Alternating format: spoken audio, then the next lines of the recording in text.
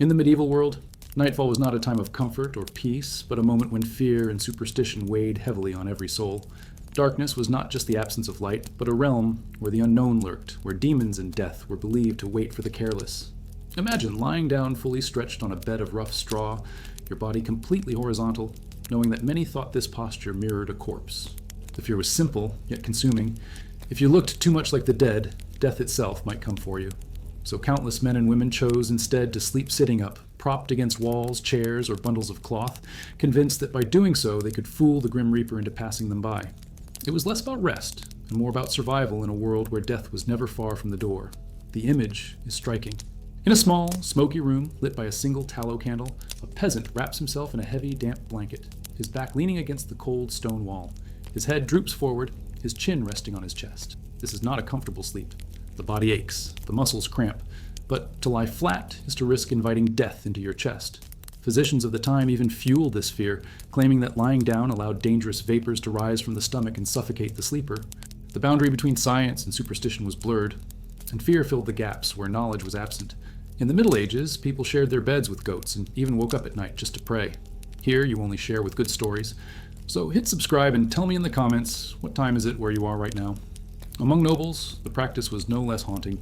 Great lords might recline on ornate chairs instead of lying in their vast canopy beds, watched over by tapestries filled with religious symbols meant to keep the devil at bay. Even kings were not immune to the terror of the night. Chroniclers tell stories of rulers who believed that sleep was a form of vulnerability, a doorway through which evil forces could enter their souls. The solution was not comfort, but vigilance, and so many rested half-sitting, their swords close at hand, their servants instructed to pray nearby. For ordinary families, the fear of death was magnified by the constant reminders of mortality. The Black Death had swept through villages, leaving corpses piled in churchyards. Sudden illness could snatch life in hours, and the night was seen as the most dangerous time for such silent invasions. To fall into deep sleep was to risk never waking again. Parents told their children to stay upright, warning that demons came for those who lay flat, pressing on their chests until breath left them forever. Stories like these were whispered in the dark, ensuring that fear became a companion as familiar as the cold. The irony is that sleeping upright often brought more suffering. Imagine the exhaustion of a farmer after a day of labor in the fields, denied the relief of stretching his limbs and sinking into rest. Instead, he forced himself to remain seated, half awake, his body in a constant state of tension. Dreams were shallow and fragmented, haunted by the flicker of shadows on the wall and the sound of rats scratching in the corners. Sleep was never a refuge. It was a fragile negotiation with unseen powers. And yet, the belief endured, passed down through generations, because to break it was to invite a risk too terrifying to face. What makes this practice even more unsettling is how it reveals the mindset of the age. In a time without modern medicine, where infections spread unchecked and sudden death was common, people clung to rituals that promised even the faintest sense of protection. Sleeping upright was not simply a posture, it was a shield, however flimsy, against the inevitability of mortality. The body was made to suffer so the soul might survive another night. It is almost impossible for us to imagine deliberately choosing pain over comfort, but in a world governed by fear, discomfort was the price of life. And yet, this choice carried consequences. Long nights spent sitting led to chronic pain, stiff joints, and restless minds. Medieval records even mention people confessing in church that they felt guilt for secretly lying down in exhaustion, as if the act itself was sinful. The human need for rest clashed constantly with the terror of death's approach. To sit was to endure, to lie was to surrender, and in this fragile balance lay the nightly struggle of an entire era. When we picture these scenes, they offer more than just curiosity. They expose a civilization where every detail of daily life was shadowed by dread. Even the most natural act, closing one's eyes and letting the body rest, was transformed into a ritual of defense against the unknown. This fear did not fade with dawn. It lingered, shaping habits, shaping culture, shaping the way people thought about life itself. And in the silence of those dark rooms, as bodies shifted uncomfortably against hard walls, another strange custom was already waiting to emerge, one that would fracture the night and make sleep itself something far from the simple refuge we know today. In the medieval night, sleep was never a single, uninterrupted journey. Instead, it was fragmented, broken in two distinct phases that people referred to as the first sleep and the second sleep. This pattern, so different from our modern expectation of one continuous rest, was deeply woven into the rhythm of life. When darkness fell and the day's labor ended, families would retire early, often just after sunset. They would drift into the first sleep, a heavy, almost immediate plunge into unconsciousness, fueled by exhaustion from relentless physical work. But this first sleep never lasted until morning. A few hours after midnight, people would wake, not startled or anxious, but as if by design, because for them this interruption was natural, expected, and even necessary. This wakeful interval, sometimes lasting an hour or more, became a peculiar twilight of the night. During this time, the household stirred quietly. Some would rise to stoke the embers of the fire, warming the chilly room, or preparing a simple drink of ale or watered wine. Others would whisper prayers, convinced that these hours between sleeps were sacred.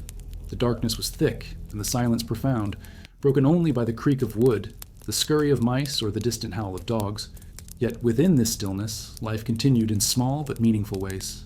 Letters might be written, tools mended by the faint glow of a candle, or secret conversations exchanged in whispers while children slumbered nearby.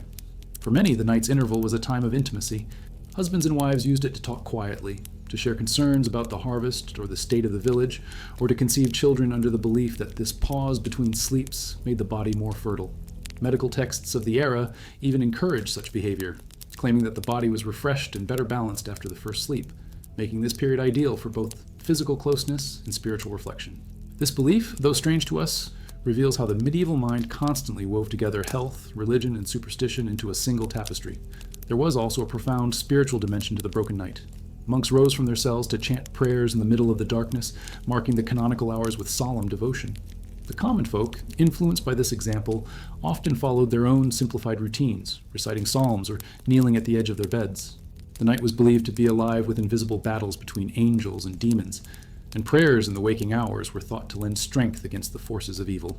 To sleep without interruption was almost seen as neglectful of one's soul, as though one had ignored the call of heaven in favor of the flesh. But for all its religious overtones, the waking hours were not always solemn. In villages and towns, neighbors might sometimes gather quietly, sharing hushed talk in kitchens or courtyards. The dark hours became a curious space where secrets could be exchanged, where stories were told, where gossip flowed under the cloak of night. This time was private, yet communal, hidden from the eyes of the daytime world, but alive with the subtle threads of human connection. It was in these shadowed hours that communities often drew closer, united by the odd rhythm of shared sleeplessness. We cannot ignore the role of danger in shaping this pattern as well.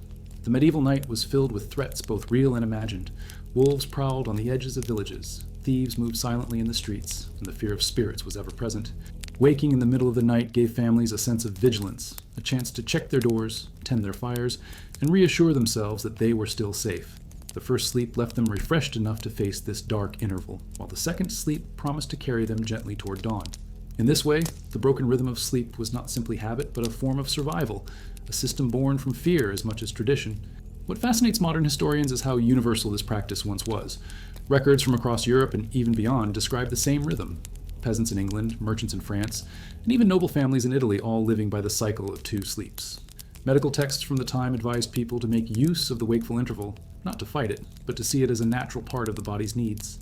Even legal documents sometimes referenced crimes committed between the first and second sleep, acknowledging that this middle-of-the-night wakefulness was simply a fact of life. And then, gradually, it faded. By the 17th century, with the spread of artificial lighting and the transformation of daily schedules, the idea of segmented sleep began to disappear. But in the Middle Ages, it shaped not just the nights, but the very way people thought about time, health, and the human soul. The pause between sleeps was a space where vulnerability and vigilance coexisted, where prayer and passion mixed, where life continued in the silence of the dark. As the candle flickered and the household slowly settled back into the second sleep, bodies leaned once again against each other, seeking warmth and safety.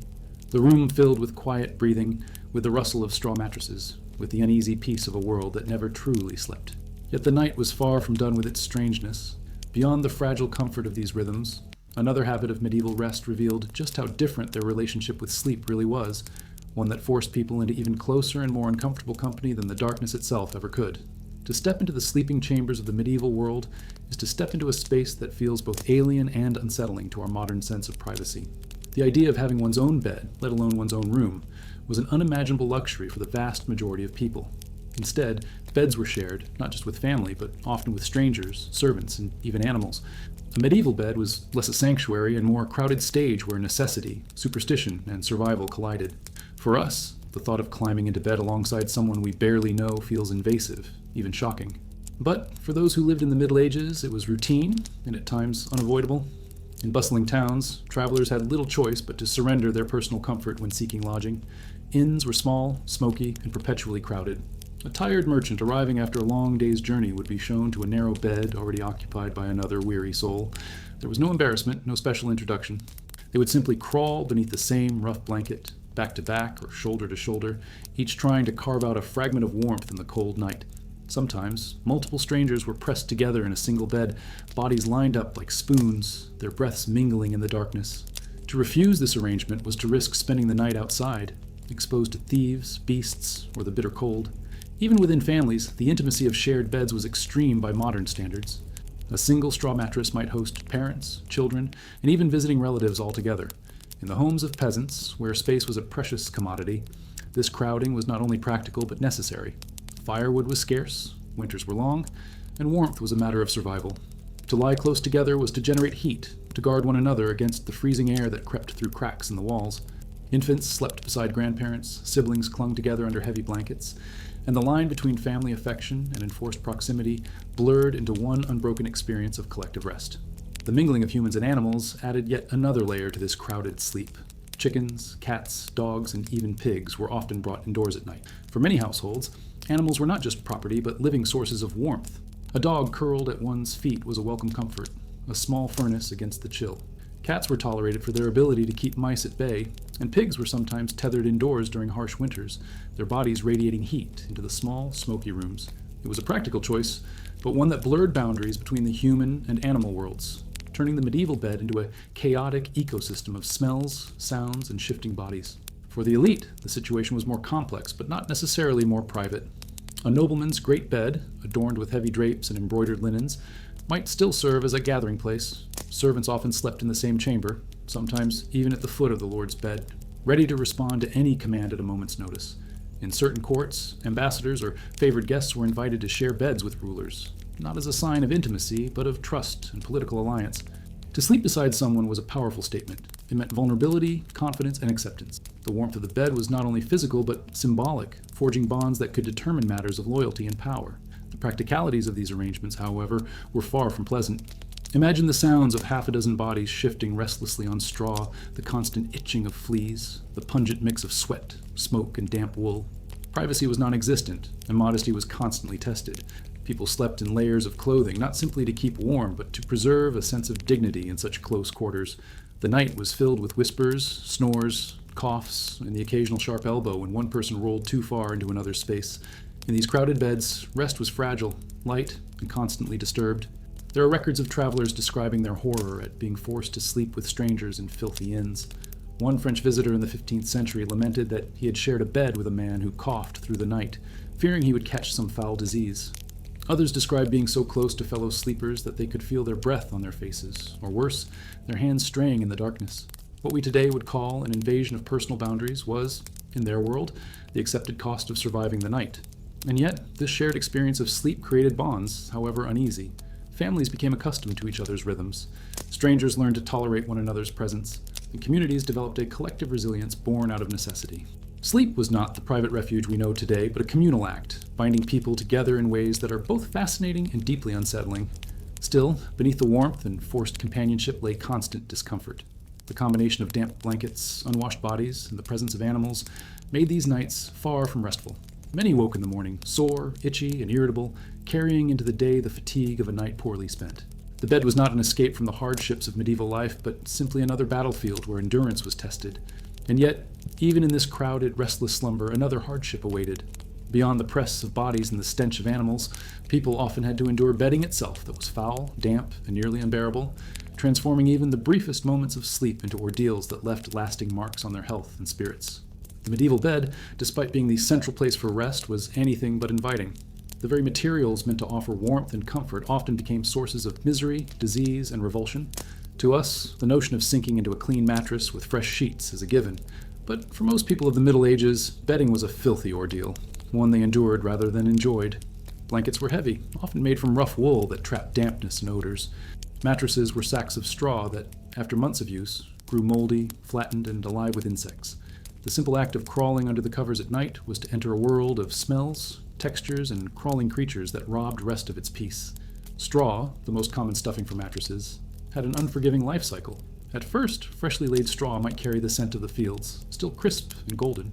But within weeks, Constant pressure from bodies turned it flat and lumpy, offering little more than a hard surface scattered with sharp stalks that poked the skin. The straw absorbed sweat, urine from children, spilled food, and the moisture of damp houses. Soon it reeked of mildew and rot, a stench so powerful it lingered in the air even during the day. Families were expected to change the stuffing at least twice a year, yet poverty often stretched that into years of sleeping on the same festering bedding.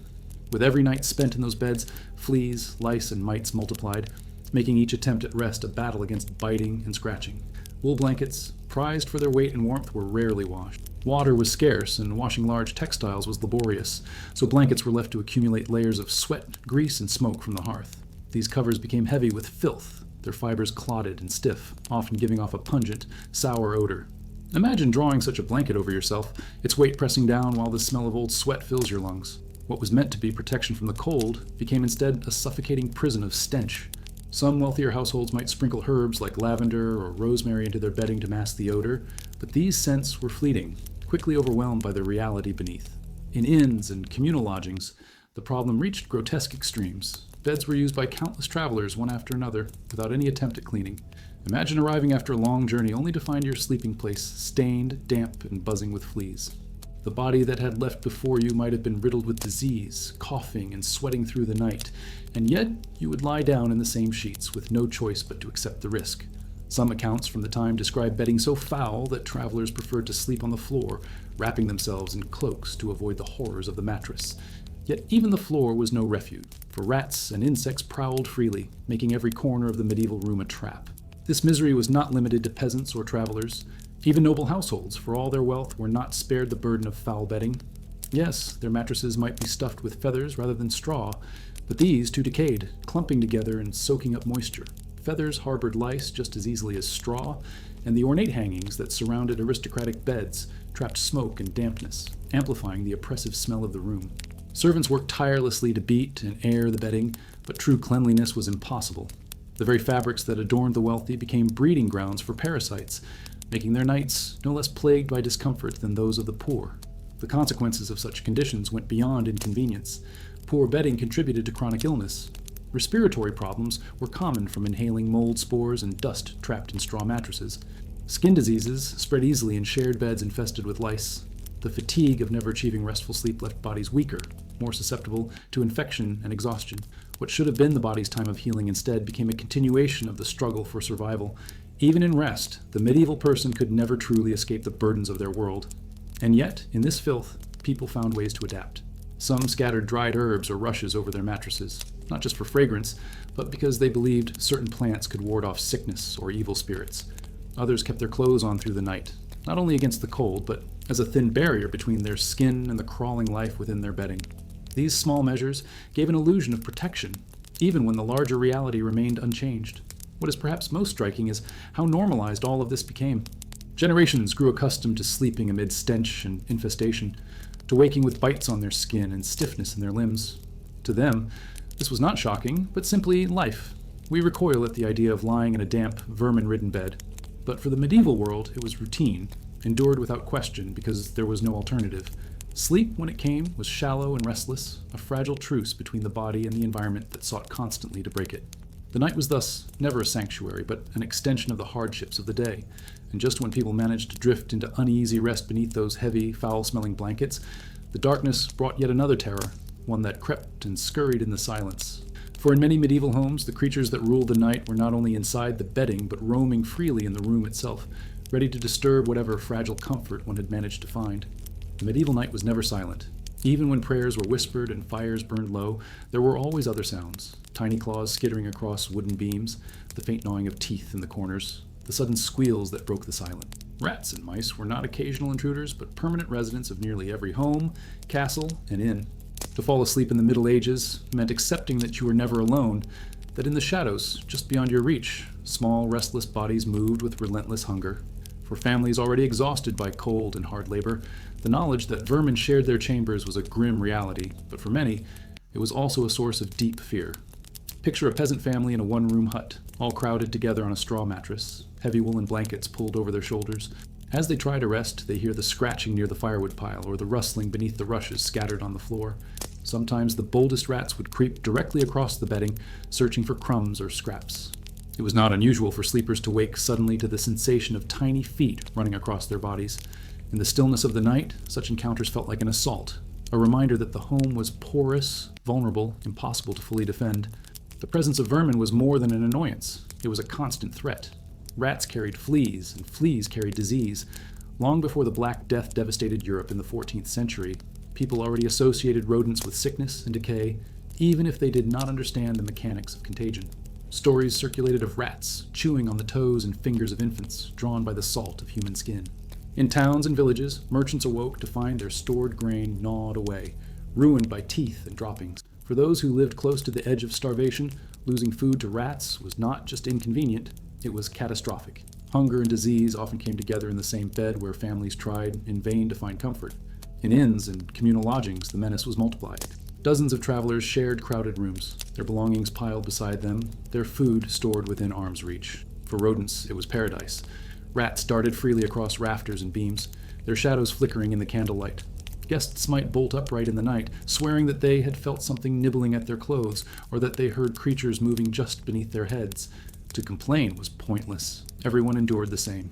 And when morning came, bites and scratches were as common as stiff joints and tired eyes. Even the wealthy were not immune. Castles and manors, despite their stone walls and imposing size, were havens for vermin. Food was stored in vast kitchens, cellars, and pantries, drawing rats in swarms. Servants spent endless hours trying to keep them at bay, setting crude traps, keeping cats, or banging pots to chase them away. Yet at night, when the halls grew quiet, the rodents claimed their territory. Noble families lying beneath silk sheets could still hear the same scratching in the dark, could still feel the same unease as their servants did in humbler beds. Wealth provided decoration, but it could not insulate against the creatures that ruled the night. The horror of vermin invaded dreams as well. Medieval texts describe people attributing nightmares and restless sleep to rats moving in the shadows. Some believed that rodents were messengers of the devil, that their constant presence in homes signaled sin or divine punishment. Priests warned their congregations that neglecting to keep a clean house could invite not just disease, but also spiritual corruption. The scurrying of rats in the night became more than a physical intrusion. It was a haunting symbol of disorder, decay, and the ever-present fragility of human life. Attempts to fight back often turned into rituals as much as practical measures. Herbs were scattered on the floor, both to freshen the air and to repel vermin. Cats were prized for their hunting, though some saw them as mystical creatures tied to witchcraft, which added another layer of superstition to their presence. Dogs, too, were brought indoors, sleeping at the feet of their masters to guard against intruders, both human and animal. Yet even with all these measures, rats endured. Their numbers were overwhelming, and their persistence ensured that no household was ever truly free of them. It is difficult for us to imagine trying to fall asleep with such constant threats. The rustle in the corner was not just irritating, it carried the weight of fear. Would tonight be the night a child was bitten? Would food be spoiled before morning? Would illness spread through the household, leaving death in its wake? Sleep was never a refuge, but a gamble, and every sound in the darkness carried the possibility of disaster. And yet, people endured. They grew accustomed to the noises, to the movements, to the unsettling knowledge that their beds were never wholly their own. They accepted fatigue, itching, and fear as part of life, just as they accepted hunger and disease. The medieval night was a theater of survival, and rodents were among its main actors, present in every household, scratching, biting, gnawing, and reminding humans of their vulnerability. But as haunting as the scurrying of rats could be, they were not the only companions of the medieval sleeper. For many, the very walls of their homes seemed to close in at night, filled with smoke, foul air, and suffocating heat. Beyond the gnawing of rodents, the medieval chamber itself was a trap, where the atmosphere made each breath heavy, and the night carried dangers that no blanket could keep away. The medieval bedroom was not a refuge of fresh air and calm, but a chamber heavy with suffocation. Imagine walls of stone or rough wood, no glass windows to open, only shutters that were often closed tight against the cold and against intruders. The air inside grew stale within hours, thick with the smoke of the hearth, the damp of unventilated walls, and the lingering odors of food, sweat, and animals. To breathe in such a place was to inhale an atmosphere that carried sickness as much as warmth. For people who lived their days outdoors, the contrast was stark. In the open fields, the air was sharp, biting, alive. But at night, trapped in their rooms, every breath felt like drawing from a stagnant pool. The hearth was both savior and curse. It provided light and a measure of heat, but it also filled the house with smoke. Chimneys, when they existed at all, were primitive and inefficient. Smoke clung to the ceilings, seeped into bedding, and burned the eyes of those trying to rest. In smaller huts, where families and animals often shared the same room, the smell of manure and wet fur mingled with the acrid sting of soot. Children coughed through the night, lungs irritated, while adults woke with headaches and burning throats. Breathing was never effortless. It was a battle fought with every lungful of smoky, heavy air. For wealthier households, the problem shifted, but did not vanish. Castles and manors were cavernous, with great fireplaces roaring through the night. Yet even there, the massive tapestries and draperies that adorned the chambers trapped dampness and odor. The air within those heavy curtains that surrounded noble beds was sometimes worse than in the open hall, thick with trapped exhalations and the musk of unwashed bodies. What seemed luxurious to the eye was, in truth, another layer of suffocation, a prison of fabric that enclosed its occupants in their own fumes. Superstition added another layer to this claustrophobic existence. Many believed that drafts carried illness, that exposure to night air could cause fevers or invite spirits into the body. As a result, windows and shutters were kept sealed, even when the air inside was foul. Doctors of the time often warned against bad air, the miasma thought to bring plague and death. Yet in trying to keep the outside out, households trapped themselves in a stew of their own making. What they thought was protection was, in truth, slow poisoning. The irony is stark. In fleeing the dangers of the night, they created chambers that bred new dangers within. The consequences were visible everywhere. Respiratory ailments were rampant, not only during plagues, but in daily life.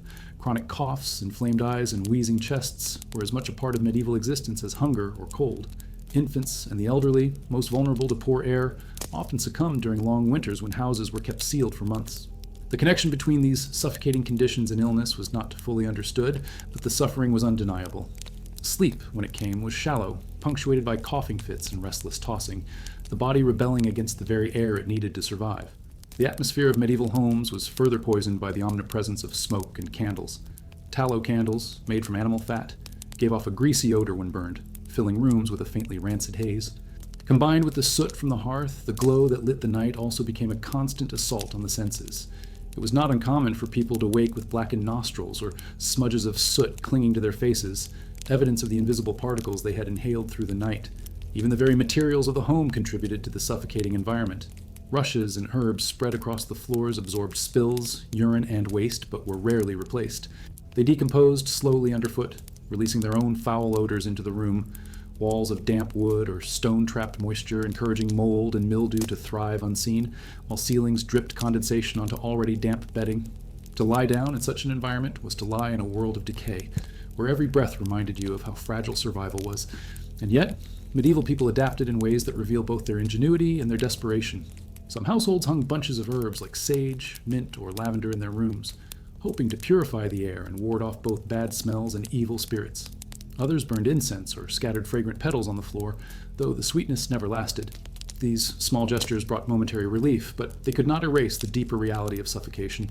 The human body longed for clean air, but in those chambers it rarely found it. To us, the idea of sleeping in such an environment seems unbearable, but for them, it was life itself. They did not know the comfort of open windows, the relief of fresh sheets, or the peace of a silent, airy room. Their nights were endured rather than enjoyed, each one spent in a haze of smoke, odor, and dampness. The morning did not bring refreshment. It brought escape, a chance to leave the heavy atmosphere of the chamber for the sharper, clearer air outside. But suffocating air was only part of the torment. For those who could not afford large houses, the solution to cold and fear was to take their rest not in chambers at all, but in kitchens and barns, pressed even closer to the very animals they lived beside. And in those improvised sleeping spaces, the line between survival and misery grew thinner still, as warmth came at the price of dignity, comfort, and health. In the harsh landscape of medieval life, the idea of a private bedroom was far beyond the reach of most people. Instead, sleep often took place wherever warmth and safety could be found. For peasants, and even for many townsfolk, that often meant the kitchen or the barn. These spaces were not chosen for comfort, but for survival.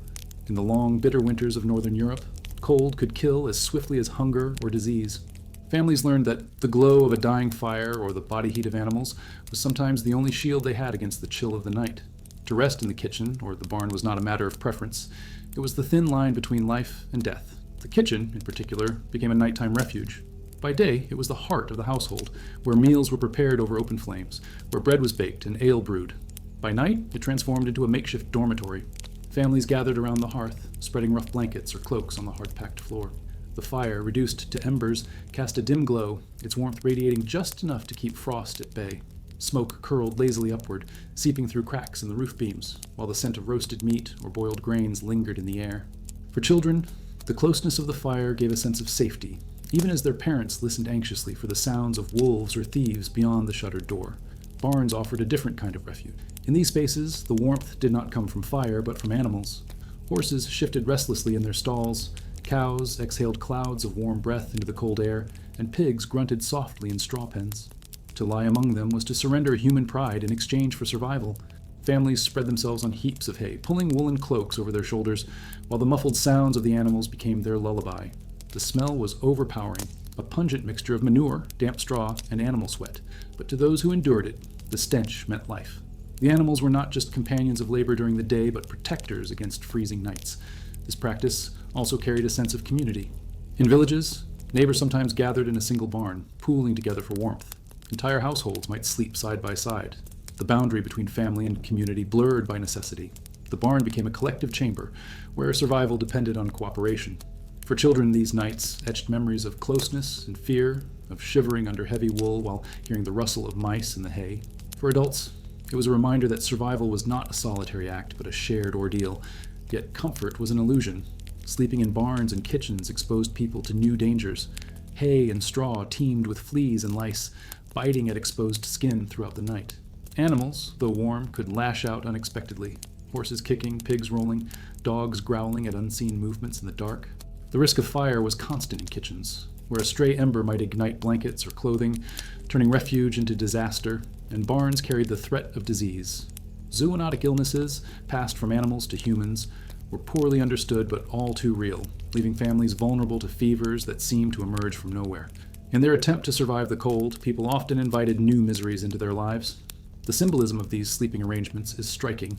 To us, the idea of resting on a barn floor beside livestock strips away the dignity we associate with human life, but in the medieval mindset, it was less shameful than it was practical. Animals were part of the household economy, and their presence at night was as natural as their labor by day. They offered warmth, protection, and in some cases even spiritual symbolism.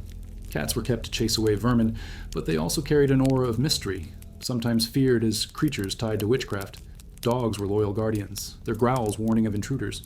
Even pigs, filthy and stubborn, were embraced at night for the heat they provided, their bodies radiating a crude kind of comfort. For nobles and wealthy households, the scene played out differently, but not without echoes of the same need. Servants often slept in kitchens to tend fires through the night, or in stables to watch over prized horses. Their presence was another form of guardianship, keeping both the animals and the family safe. Nobles themselves did not rest in barns, but they too relied on proximity to their animals, whose survival ensured their own.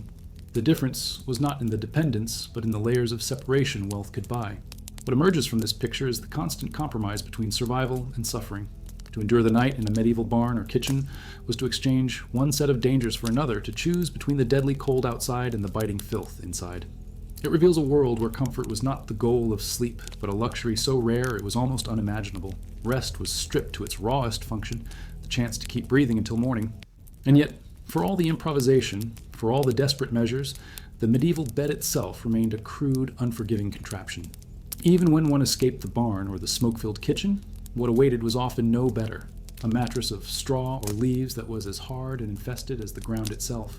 For those who longed for true rest, the so-called bed offered little relief, only another reminder that, in the Middle Ages, even sleep was a battlefield of endurance. To call the medieval bed a bed at all is to use the word generously.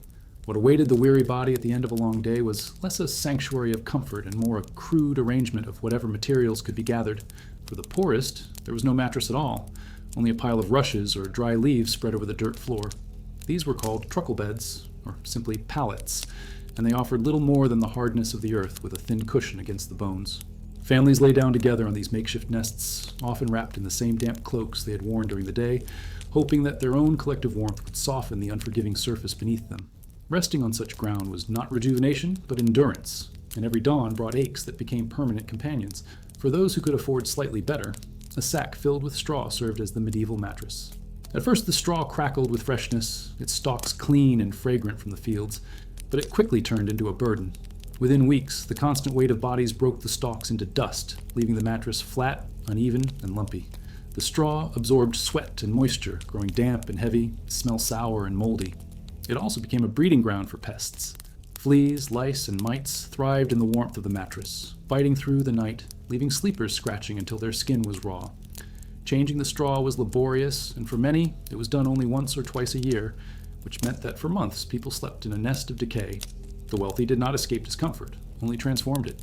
Nobles slept on feather beds instead of straw, but feathers, too, had their flaws. They clumped together with moisture, lost their loft, and smelled strongly of the animals from which they came. Parasites infested these mattresses as easily as the peasant's straw, and while noble beds were draped in silks and velvets, surrounded by curtains embroidered with saints and heraldry, the illusion of luxury could not mask the reality of infestation and dampness. Servants were tasked with beating mattresses to drive out pests and shaking blankets to air them, but the relief was temporary. The next night, the cycle of itching and scratching began again. The structure of the bed itself offered little relief. Wooden frames creaked with every movement, their joints loosening over time. Rope lattices strung beneath the mattress sagged with use, forcing sleepers to lie in awkward hollows that left backs and shoulders stiff. A phrase from the period, "sleep tight," comes from the practice of tightening those ropes each night to prevent sagging, but even the best-maintained beds gave way under the weight of bodies.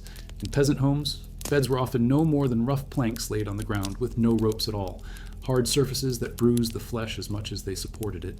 These conditions did more than make sleep uncomfortable. They shaped health and daily life. Medieval people lived with chronic pain, twisted spines, and stiff joints, all exacerbated by their crude sleeping arrangements. Fatigue was a constant shadow, weakening resistance to illness and leaving people vulnerable to accidents in their daily labor. A farmer, rising from his straw sack, carried not only the weight of his tools, but the exhaustion of a night spent twisting and turning on a bed alive with pests.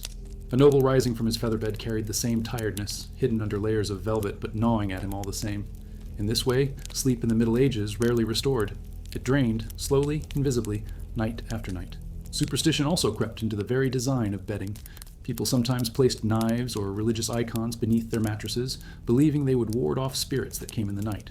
Charms were sewn into feather pillows to protect against nightmares or the dreaded night hag, a demon said to sit on sleepers' chests and steal their breath. The bed, far from being a neutral space, was seen as a battlefield between the physical and the spiritual, between comfort and torment. Every creak of wood, every bite from a flea, every strange dream was interpreted through the lens of fear, leaving the sleeper caught between the misery of the body and the dread of the soul. Travelers experienced these conditions in their worst form. Inns and hostels rarely replaced their straw, meaning that a guest might lie down in bedding that had cradled dozens before him. Sweat, disease, and vermin lingered in every sack.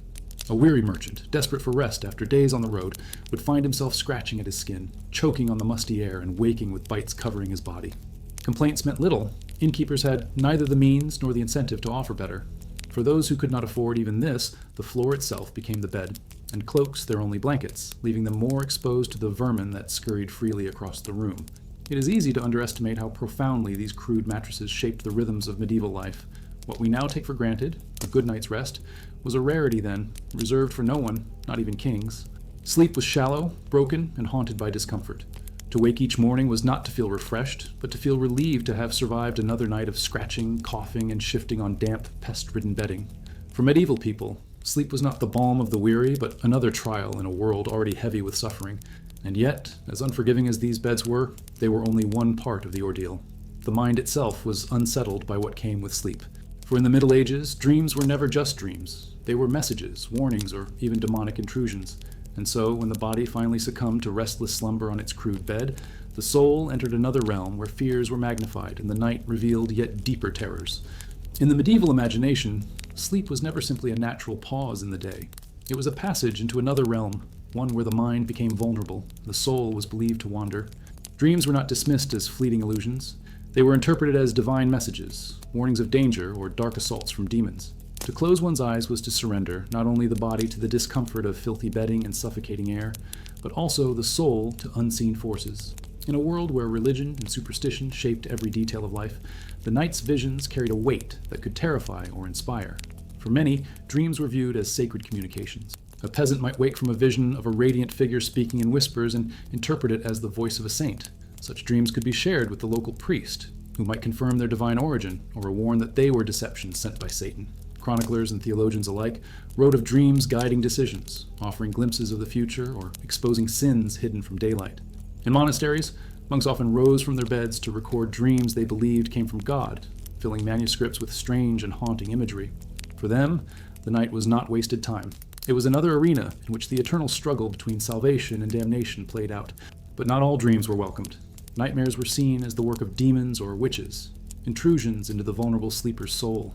One of the most feared figures of medieval folklore was the night hag, a creature said to sit on the chest of the sleeping victim, pressing the air out of their lungs, leaving them gasping and paralyzed. What modern science might call sleep paralysis was, to them, a very real demonic attack.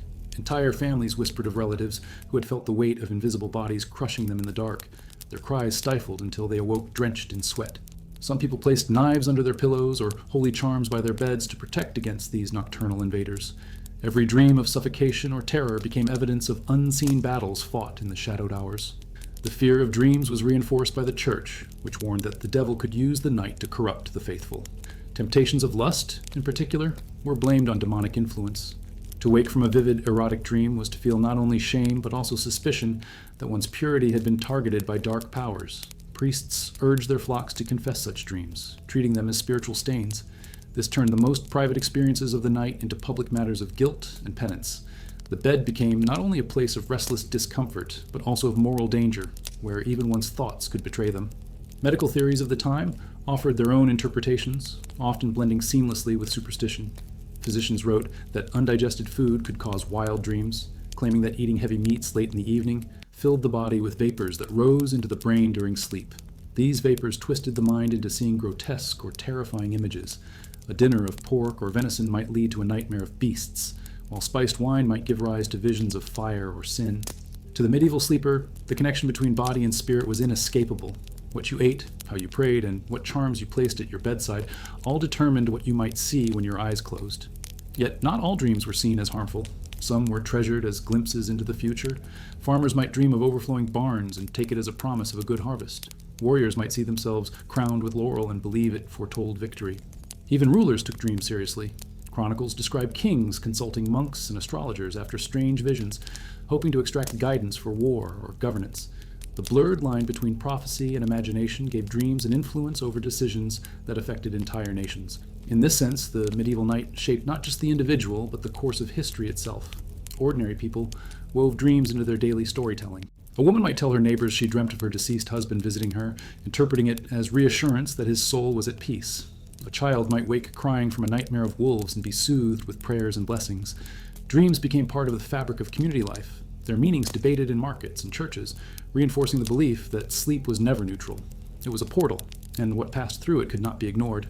What makes these beliefs so striking is how they turned the unavoidable act of sleep into yet another battleground. By day, medieval people endured hunger, cold, labor, and fear.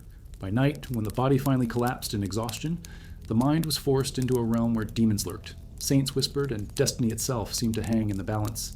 Rest was never guaranteed, not because the body resisted it, but because the spirit was believed to be at war. And yet, despite all the dread attached to dreams, people could not abandon sleep. They learned to live with its mysteries, to guard themselves with prayers before lying down, to interpret its visions through the lens of faith, and to accept that the night would always hold as much danger as it did promise. The dream world was a mirror of the medieval condition itself, fragile, uncertain, forever caught between hope and terror. But dreams were not the only force that shaped the night. While visions of saints or demons unsettled the mind, the physical dangers of fire, often kept burning through the dark hours, loomed just as large. A single spark from a candle or a hearth could transform a crowded home into an inferno, making the very tools of light and warmth another threat that haunted the medieval sleeper. In the medieval night, darkness was not merely an inconvenience, it was a source of terror. Without modern lamps or electricity, the fall of dusk brought with it a suffocating blackness that seemed alive, filled with threats both real and imagined. To fight it, people turned to open flames, candles made of tallow or beeswax, oil lamps, or the glowing embers of the hearth. Yet the very light that brought reassurance also carried danger. To keep fire close was to risk destruction, and in countless homes the fragile balance between safety and catastrophe was tested each night. Sleep, already restless, became even more uncertain when every flicker of flame was a potential spark of disaster. Tallow candles, the most common source of light for the poor, were crude and foul-smelling. Made from animal fat, they burned unevenly, dripping greasy wax and giving off thick smoke that clung to walls and lungs alike. Their flames sputtered and hissed, sometimes going out without warning, other times flaring unexpectedly. Families often placed these candles near their bedding, unwilling to surrender to total darkness, but fearful of what the flame might do. A careless movement, a blanket brushed too close, and the night could end in fire. Entire villages knew the risk, for wooden houses packed tightly together turned one small accident into a raging inferno that devoured lives in moments. The wealthy had beeswax candles, cleaner and steadier, but they were rare and precious, guarded as symbols of status as much as sources of light. Even these, however, carried the same peril when left burning beside heavy draperies or hung tapestries. Nobles might fall asleep within the privacy of their canopy beds, the curtains drawn tight, while a candle flickered nearby.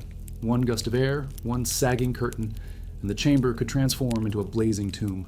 The beauty of rich fabrics became their deadliest feature, soaking up flame and releasing smoke thick enough to suffocate before escape was possible. The hearth, central to nearly every home, offered both warmth and menace. In peasant cottages, families huddled close to the embers for heat, but sparks often leapt from the fire onto straw floors or dry rushes spread across the room. Children sleeping nearby were especially vulnerable, their small bodies covered in rough blankets that could ignite in seconds. Even in larger homes where stone hearths were built into walls, the danger remained. Chimneys clogged with soot sent sparks raining down, and the constant presence of smoke meant that households lived on the edge of both fire and suffocation. To rest with a fire glowing nearby was to surrender to a comfort that could, without warning, turn deadly. Travelers in inns faced their own terrors.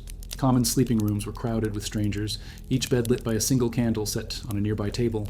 Snores, coughs, and shifting bodies filled the air, but the greater threat lay in the open flame swaying against the shadows. An innkeeper too careless to trim the wick or too tired to monitor the candles might wake to screams and chaos. Accounts survive of entire inns consumed by fire in the space of a single night, leaving only ashes where dozens had once sought rest. Those who survived such disasters carried the fear with them forever, never trusting a flame left unattended. Superstition mingled with this practical danger, deepening the unease.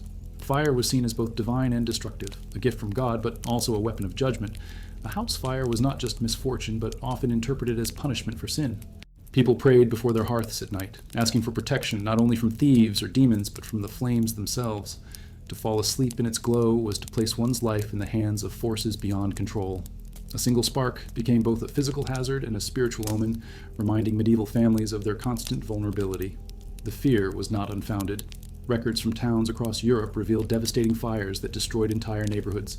With homes built so close together, one candle tipped in the night could reduce hundreds of dwellings to rubble.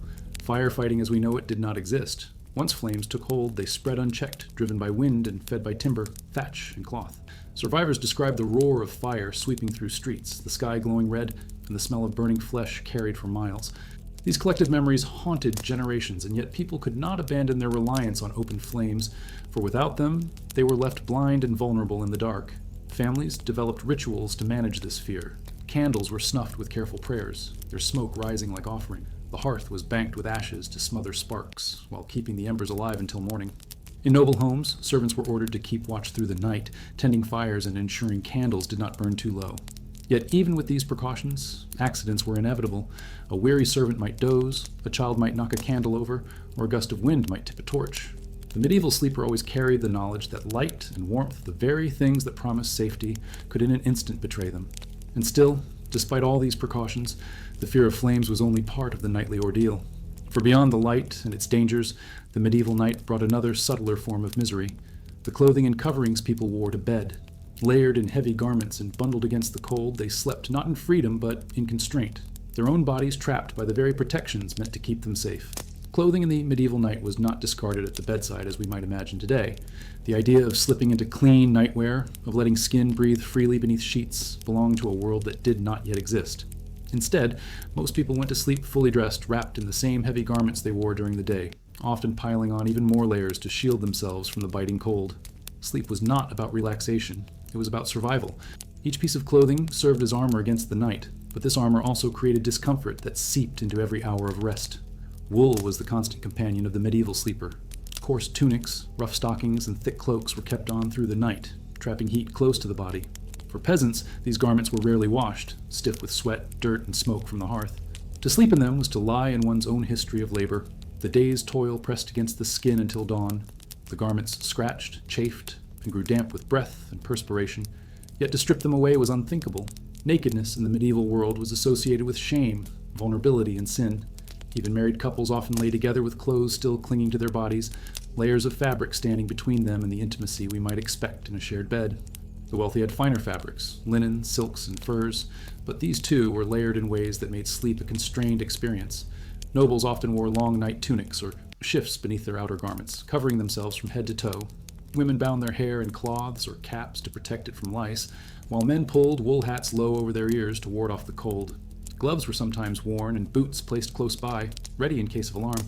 Even in the grandeur of castles, sleep was not the release of burdens, but a careful preparation, an act of defense against both temperature and danger. The layering of clothes reflected not only the cold, but also the fragility of medieval housing. In stone chambers and wooden huts alike, drafts slipped through every crack. Families knew that if they removed their garments, they risked waking in the middle of the night with their teeth chattering, their bodies stiff from the cold. In regions where winters were brutal, frost could gather on the inside of walls, and water left in cups might freeze by morning. Heavy clothing was the only shield, and so people wrapped themselves tightly, choosing discomfort over exposure. There was, however, another layer to this practice: superstition.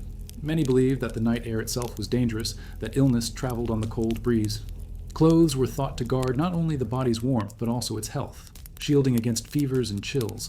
Physicians of the time warned that uncovered skin invited bad humors into the body, a theory that gave further weight to the habit of bundling up in bed. To undress before sleeping would have seemed reckless, even sinful, as if tempting fate itself. Yet the effect of this constant bundling was far from restful. Bodies overheated under heavy wool and fur, sweat soaking into garments and bedding alike. The smell of unwashed fabric mingled with the damp air of the chamber, creating a heaviness that pressed down on every sleeper. Movement was restricted, limbs tangled in layers of fabric that clung and twisted with each turn.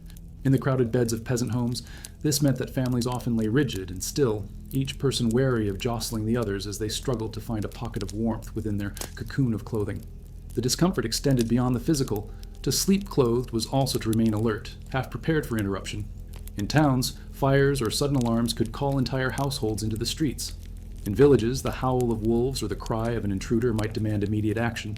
To be dressed meant to be ready, to leap into wakefulness without delay. Clothing was both shield and readiness, the thin line between rest and vigilance. Medieval people lived with the awareness that night was never entirely safe, and their clothing became the uniform of that unending watch. Even small details reveal the tension of these habits. Hats were so common at night that they appear in art and literature, symbols of sleep itself.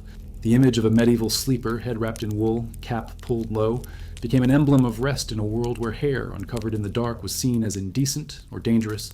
Mittens and gloves were sometimes worn to bed as well, not only against the cold, but to protect hands from scratching at flea bites or from the rough wool that irritated the skin.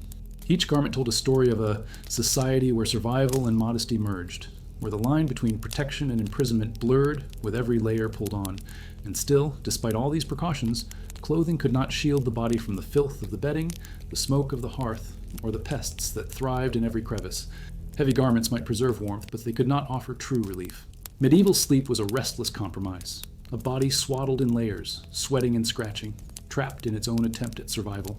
Yet what makes this picture most haunting is that even within this cocoon of fabric, rest was never fully safe. Because beneath the layers of wool and linen, beneath the damp blankets and crowded beds lay a deeper truth. The very act of sleeping was seen as a moment of vulnerability, a time when the soul could be attacked, judged, or stolen. And so, in the medieval mind, clothing was not enough. The night still had to be fortified with prayers, rituals, and sacred symbols, turning every attempt at sleep into an act of spiritual warfare. In the medieval world, sleep was not simply a physical necessity, but a spiritual trial. To close one's eyes at night was to risk more than discomfort from lice or suffocation from foul air. It was to surrender oneself to forces unseen, to enter a vulnerable state where the soul itself was thought to wander or be attacked. The Church taught that the night belonged to both God and the devil, a battlefield of angels and demons waged in the silence of the sleeper's chamber. For this reason, rest became ritual. People did not simply lie down to sleep. They armed themselves with prayers, blessings, and protective charms as though preparing for war. Bedtime often began with prayer, whispered by the hearth or murmured beneath the covers. Families recited the Pater Noster or the Ave Maria, believing that invoking the name of God created a shield against the terrors of the night. Parents taught their children to cross themselves before lying down, tracing the holy symbol as a barrier against evil. Some repeated phrases again and again, their voices soft in the darkness, until exhaustion overtook them. In noble houses, chaplains might bless chambers with holy water, sprinkling it on doorways, walls, and even beds. The intention was clear: to guard the soul against the demons said to prowl in hours of sleep. Charms and relics also played their part. A small crucifix was often placed above the bed, where it could watch the sleeper through the night. Saints' medallions or rosaries were hung from bedposts, their presence believed to repel the night hag or other malicious spirits. Some families tucked sprigs of blessed herbs beneath pillows, rosemary, sage, or rue, to ward off nightmares. Even common objects could be imbued with protective power. a knife placed under the mattress, not to wound intruders of flesh, but to deter demons of spirit, its blade symbolizing strength and vigilance. In every corner of the room, faith and fear mingled, shaping the very landscape of the medieval night. Monastic communities took these rituals even further. For monks, the night was not a time to abandon the soul to darkness, but to intensify its devotion. They rose from their beds at set hours, chanting psalms in the deep silence of the cloister, their voices echoing off stone walls like weapons against the devil. These prayers, known as the canonical hours, were believed to disrupt the influence of evil in the world, and ordinary lay people often mirrored the practice in simpler form. Rising after the first sleep to pray was common. An act of vigilance meant to remind the sleeper that God's presence was constant even in the darkest hours. Superstition deepened these practices. Many believed that demons were most active between midnight and 3 in the morning, the so-called devil's hours. To be awake during this time was both dangerous and sacred, a moment to strengthen oneself with prayer or risk being drawn into sin. Stories circulated of those who ignored their nightly devotions and suffered for it, waking to find themselves paralyzed, tormented by visions, or struck with sudden illness. To neglect prayer was to leave one's defenses down, to invite forces that thrived in weakness. In this way, the medieval bed became a fortress, guarded by faith as much as by blankets. The rituals extended beyond words and objects into posture and habit. Some were taught never to sleep on their backs, lest demons take advantage of their open chests. Others avoided lying on their left side, believing it was the devil's side, preferring instead the holy right. Every detail of rest was infused with meaning, every choice of gesture and position, a reflection of the eternal struggle between salvation and damnation. Even the act of rising in the morning began with thanks to God for having survived the night, as though waking itself were proof of divine protection. These nightly practices reveal the profound anxiety that colored medieval life. Death was never far away, whether from plague, hunger, or sudden violence, and the night was seen as its favorite companion. Faith offered reassurance, but it also reinforced fear, teaching that sleep without prayer left the soul exposed. The result was a cycle of dependence, where nightly rituals became essential to psychological survival. To forego them would have been unthinkable, like going into battle without a shield. And yet, these protections were fragile. A crucifix above the bed might comfort, but it could not banish the lice crawling in the mattress or the rats scratching in the corners. Holy water sprinkled on a door could not prevent the smoke of a dying hearth from choking a child in the night. Faith eased the soul, but the body still suffered, caught in the same cycle of discomfort and dread. The medieval sleeper lived in a world where religion explained much, but solved little, leaving them trapped between the terror of demons and the misery of daily existence. This constant negotiation between faith and suffering shaped the very meaning of rest. Sleep was not a gift, but a duty, a time to prove devotion as much as to seek relief. To close one's eyes was to enter another chapter of life's endless trials, and to wake again was to credit God's mercy. The bed was both altar and prison, its wooden frame holding bodies while its spiritual weight held souls. But even these rituals could not change the reality that rest itself was often elusive. For all the prayers, charms, and gestures, sleep was rarely deep or healing.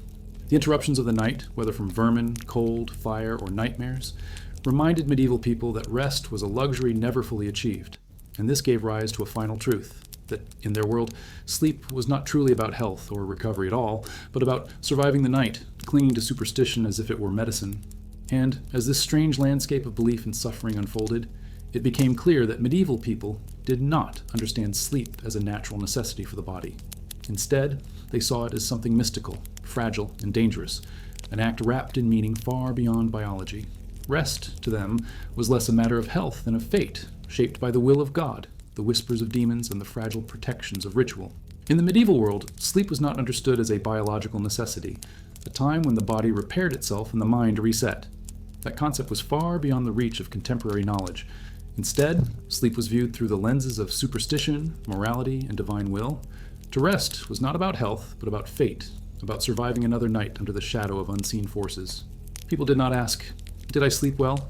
They asked instead, "What did my dreams mean? Or was I protected from the devil's grasp?" The very purpose of rest was interpreted not in terms of refreshment, but as a fragile truce between life, death, and the supernatural. The absence of medical understanding shaped this worldview profoundly. Physicians of the time leaned on theories of humors, blood, phlegm, yellow bile, and black bile, and sleep was explained as the body being overwhelmed by vapors rising from food in the stomach. Too much food, it was said, could produce heavy, oppressive sleep filled with nightmare. Too little food could make sleep restless, shallow, and weak. These ideas framed rest not as a biological cycle, but as an imbalance that needed to be corrected through diet, prayer, or ritual. In this way, every night became an experiment not in health but in superstition, where one's quality of sleep was a reflection of cosmic forces rather than bodily need. Because sleep was not tied to health, its discomforts were accepted as ordinary, even inevitable. People endured the biting of fleas, the smell of damp wool, the weight of smoky air, and the suffocation of too many bodies pressed together without imagining that sleep could ever be different. Fatigue in the morning was not a sign of poor rest but of God's will. To wake at all was considered a blessing, and to wake unscathed by nightmares or fire was to be spared divine punishment. The body's need for healing was irrelevant compared to the soul's need for salvation. In this sense, medieval people endured nights of suffering without complaint, because to expect sleep to restore strength was not part of their understanding. Death itself was never far from the bed. Every night, people were reminded that lying down resembled lying in a grave. To close the eyes was to practice death, and to wake was to be resurrected. The line between rest and mortality blurred so heavily that many prayers referred directly to this connection. If I should die before I wake, I pray the Lord my soul to take. For peasants, this was not poetry but reality. Plague, sudden illness, and infant mortality meant that a night's sleep could truly be one's last. This fatalistic view colored the meaning of rest. It was not about strength for tomorrow, but about preparing for eternity. Even rulers and nobles were not exempt from this dread. Chronicles tell of kings plagued by visions at night, waking in fear that their dreams foretold betrayal, rebellion, or death. Entire courts could be shaken by a ruler's nightmare as advisors and clerics scrambled to interpret its meaning. A single dream could alter political decisions, leading to wars, marriages, or executions. In this way, the fragility of sleep did not just affect the individual. It rippled outward into the fates of entire kingdoms. For the medieval mind, the night was as politically significant as the day, its mysteries guiding choices that shaped history itself. The link between sleep and morality was equally strong. Laziness was condemned as sin, and too much sleep was seen as indulgence, an opening for the devil to work. Monks warned against slothful rest, claiming that excessive hours in bed dulled the soul and left the mind open to temptation.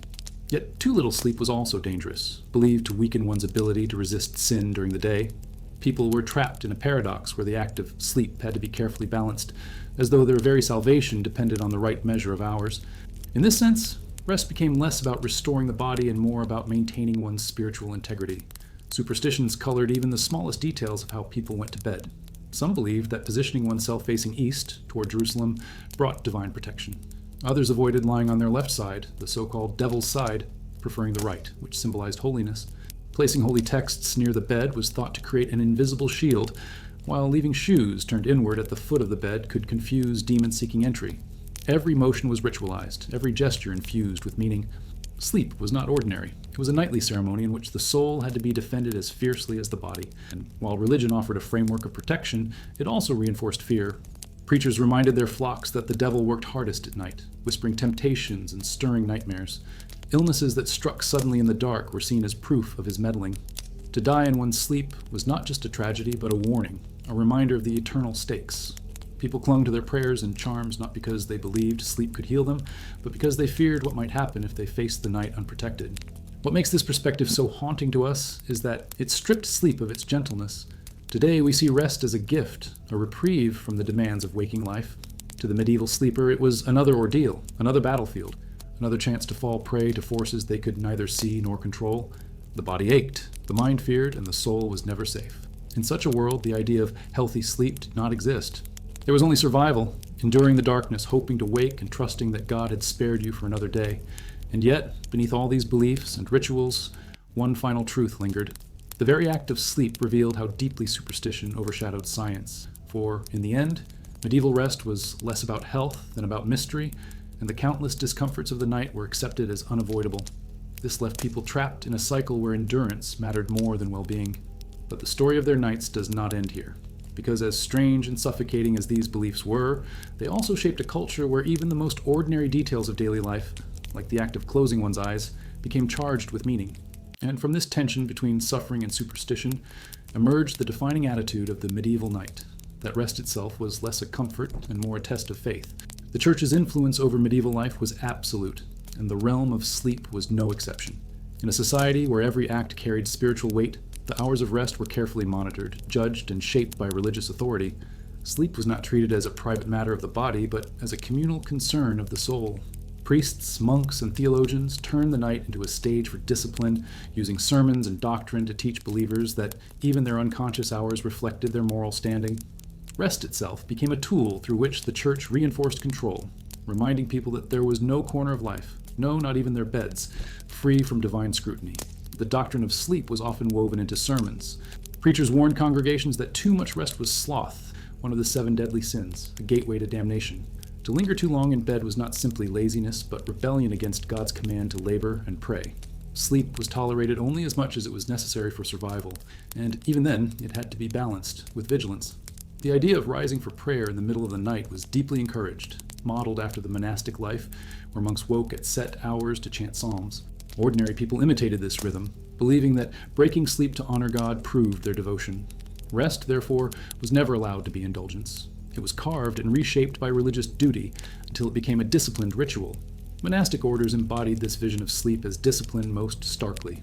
In monasteries, beds were narrow, straw-filled pallets, often lined up in communal dormitories with little comfort or privacy. Monks were expected to wake multiple times through the night for prayers, known as the canonical hours, matins, lauds, prime. These interruptions broke sleep into fragments, turning what should have been rest into a constant cycle of devotion and sacrifice. Sleep deprivation itself became a form of piety, a reminder that the body must be subdued so the soul could be exalted.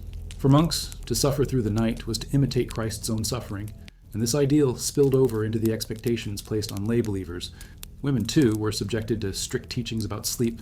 The church often warned that idleness at night left women especially vulnerable to temptation. To rise early was framed as virtuous, a sign of chastity and discipline, while lingering in bed was linked to lust and sloth. Manuals for confessors instructed priests to ask about nocturnal habits, probing whether parishioners spent too long sleeping, dreaming impure dreams, or engaging in intimacy outside the bounds of what was sanctioned. Even in the privacy of the bed, believers felt the heavy hand of religious authority pressing down, shaping not only what they did, but how they thought about what happened in the dark. Superstition further intertwined with doctrine. Nightmares, sleepwalking, or erotic dreams were often interpreted as evidence of sin or demonic influence. The church reinforced the idea that dreams could reveal hidden faults, and confession became the place where these nocturnal secrets had to be spoken aloud. Sleep was not refuge. It was another arena where one's purity could be tested and one's sins revealed. The faithful were reminded constantly that God saw even what occurred in their most vulnerable hours. This created a culture of fear, where people went to bed not simply to rest, but to guard themselves from invisible judgment. In towns and villages, bells reinforced this discipline. Church bells rang, not only to mark the hours of the day, but also to signal the rhythm of the night. Evening bells called people to prayer before rest, while dawn bells commanded them to rise and begin their labors. These sounds invaded bedrooms, reminding sleepers that their time was never truly their own. The church turned the very structure of time into a sacred measure, ensuring that even in sleep, the faithful lived under the cadence of prayer and obedience. The result was a profound reshaping of how medieval people understood rest. Sleep was no longer a simple human need, but a spiritual practice, constantly weighed against the sin of indulgence and the duty of devotion. To rise in the night and whisper prayers was proof of piety. To sleep too long was proof of weakness. To suffer discomfort in bed was not misfortune, but sanctification, an offering to God. The church framed fatigue and unrest not as problems to be solved, but as blessings in disguise, reminders that this world was a place of trial and that true rest awaited only in heaven. And yet, this relentless spiritualization of sleep did not make nights less miserable. If anything, it deepened the unease. The faithful went to bed heavy with guilt if they overslept, fearful of sin if they dreamed of forbidden things, and convinced that every moment unconscious left them vulnerable to the devil's work. The body was never allowed to fully relax, because the soul was never truly safe. The medieval night became a paradox, a time when one most longed for peace, yet one most feared what might be revealed. This tension created a culture in which the very concept of rest was twisted. Instead of seeking comfort, medieval sleepers sought discipline. Instead of surrendering to sleep, they fought to control it, shape it, sanctify it. And so, while the church offered structure and meaning, it also left people burdened with dread, unable to experience the simple relief that modern minds associate with rest. But perhaps the darkest truth was this: even with the prayers, the bells, and the discipline, sleep in the Middle Ages was rarely restorative. It was not a healing practice, but a nightly ordeal, one weighed down by physical misery and spiritual terror alike. And in the end, this meant that for medieval people, rest was not about health or well-being. It was about enduring. Their nights were not filled with comfort, but with a heavy awareness that life itself was fragile and that death waited just beyond the edge of sleep. For medieval men and women, sleep was not embraced as a source of healing or renewal, but endured as another burden of existence. Rest was seen less as a matter of health than as a space dominated by superstition, morality, and fear. The very act of closing one's eyes was laced with uncertainty. Would the night bring nightmares, illness, or death? Would the devil whisper temptations in dreams, or would angels intervene with visions of salvation? Instead of being understood as a natural rhythm of the body, sleep became a stage on which cosmic forces acted out their invisible dramas. What for us feels like restoration was, for them, survival. This misunderstanding of rest meant that discomfort was not treated as a problem to solve, but as a condition of life to accept. When a peasant woke stiff and sore from sleeping on a straw pallet crawling with fleas, he did not ask how to improve his sleep. He thanked God he had awakened at all.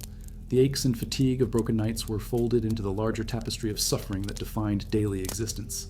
To be tired was not unusual, nor something to complain about. It was as ordinary as hunger, as predictable as pain. And so, the sleeplessness that tormented medieval families did not spur innovation or reform, but was absorbed into the fatalistic belief that earthly life was meant to be endured, not enjoyed. This resignation is what makes medieval attitudes toward rest so haunting. Today we seek comfort in mattresses that mold to our bodies, in pillows that cradle our heads, in rooms designed for silence and calm. For the medieval sleeper, none of this was conceivable. Sleep was not meant to comfort, but to test. The straw mattress that broke the skin, the blankets that stank of mildew, the smoke that burned the lungs, these were not failures of their world, but its natural state. If anything, such hardships were interpreted as reminders of mortality, lessons in humility, or even as hidden blessings, disciplining the body and drawing the soul closer to God. In this sense, rest was stripped of any association with health and reimagined as yet another arena for spiritual struggle. Superstition filled the gaps where knowledge was lacking. Dreams were mined for meaning, nightmares feared as demonic assaults, sudden awakenings seen as omens. The faithful surrounded themselves with charms and prayers, not to improve the quality of their rest, but to guard the soul from invisible dangers. Sleep was not restorative, it was perilous, and therefore it had to be controlled. Every detail, the position of the body, the placement of shoes, the direction one faced, was infused with ritual significance. These acts reveal how profoundly medieval people misunderstood sleep. They treated it not as a natural cycle, but as a ritualized hazard, a nightly negotiation with the unknown. The church reinforced this mindset by framing rest in moral terms. Too much sleep was sloth, too little was negligence of the body God had given. To rest without prayer was dangerous, to rest indulgently was sinful. Monks set the standard, interrupting their nights with chants and psalms, proving that even the hours of sleep belonged to devotion. Ordinary believers mirrored this discipline, breaking their slumber for prayer, fearful that unguarded hours left them open to the devil's touch. In this way, rest became less about the needs of the body and more about the demands of the soul. To wake groggy, to wake sick, even to wake exhausted, mattered less than to wake certain one had kept the night free from sin. This way of thinking had real consequences. The lack of understanding about the restorative power of deep sleep meant that fatigue was universal. Laborers worked fields with aching joints and clouded minds, their productivity crushed by exhaustion. Children grew up with restless nights, plagued by cold, smoke, and vermin, their health stunted before it had a chance to flourish. Nobles, despite their feather beds and velvet drapes, were no less afflicted by parasites and disrupted slumber, their wealth unable to purchase true comfort.